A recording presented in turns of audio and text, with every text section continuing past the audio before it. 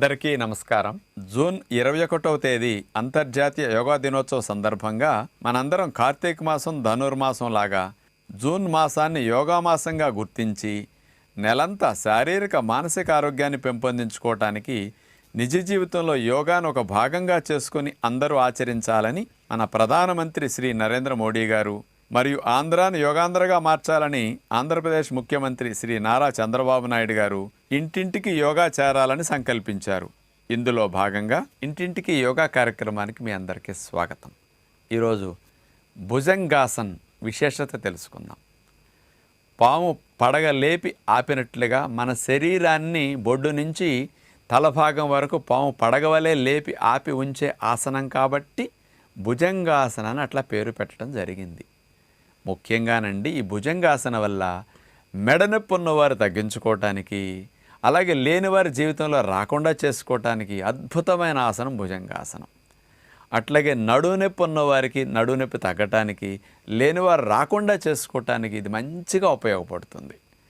పిల్లల దగ్గర నుంచి ముసలివారి వరకు అందరికీ మెడ నడుము సమస్యలు ఉంటున్నాయి. బ్యాక్ మజిల్ స్టిఫ్నెస్ ఎక్కువ ఉంటుంది. దాన్ని తగ్గించుకోవటానికి బోర్లా పడుకుని సులభంగా చేయగలిగేది కదా. థైరాయిడ్ సమస్యలు ఉన్నవారికి థైరాయిడ్ సమస్య తగ్గించుకోవటానికి, లేని వారికి థైరాయిడ్ గ్రంథి బాగా పనిచేసి భవిష్యత్తులో హార్మోన్ లోపం రాకుండా ఉండటానికి ఈ భుజంగాసన అద్భుతంగా ఉపయోగపడుతుంది అన్నమాట. ఇలాంటి ఇన్ని లాభాలు కలిగించే భుజంగాసన్ని ఎలా చేయాలో ఇప్పుడు చూద్దాం. భుజంగాసన చేసే విధానం ఇప్పుడు మనం చూడబోతున్నాం. బోర్లా మనం అట్లా పడుకున్న తర్వాత రెండు కాళ్ళను కలిపేసి అలా చాపేస్తాం. రెండు చేతులను కూడా ముందుకు అట్లా చాపేస్తాం. తర్వాత రెండు చేతుల్ని వెనక్కి తీసుకొచ్చి నాభికి ఇరువైపులా చూడండి అరిచేతుల్ని అట్లా ఆనిచ్చేసేసి ఆ తర్వాత రెండు మోక చేతుల్ని లోపలికి నొక్కుకోవాలి. లోపలికి మోక చేతులు నొక్కున్నాక చూడండి గాలిని పీలుస్తూ నేల నుంచి తల, మెడ, నడుమన్నీ అట్లా లేపి వెనక్కి విరుస్తాం. ఇది భుజంగాసనం. కాళ్ళు చాపేసి అట్లా ఉంటాయి. పాము పడగలేపినట్టుగా మన శరీరాన్ని అలా లేపి ఉంచుతాం అన్నమాట. ఈ భుజంగాసనలు అట్లాగే ఉండటం వల్ల ఫలితం బాగా వస్తుంది. ఎక్కువసేపు ఉంటే మెడ నొప్పులు, నడు నొప్పులు ఉన్న వారికి చాలా మంచిది. కాస్త వీపు భాగంలో కొవ్వు ఉన్న వారికి కూడా ఈ భుజంగాసనేసి అదే భంగిమలో కదపకుండా ఉంటే కొవ్వు కూడా బాగా కరుగుతుందన్నమాట. నడువు నొప్పులు లేని వారికి ఇలాగే భుజంగాసన వేయటం వల్ల వంగి ముందు కూర్చున్నప్పుడు చేసే పనుల వల్ల వచ్చిన ఒత్తిడంతా పోయి చాలా చక్కటి ఫలితం నడుములో వచ్చి భవిష్యత్తులో ఎన్ని గంటలు కూర్చుని పని చేసినా నడువు నొప్పులు రాకుండా ఉంటాయన్నమాట.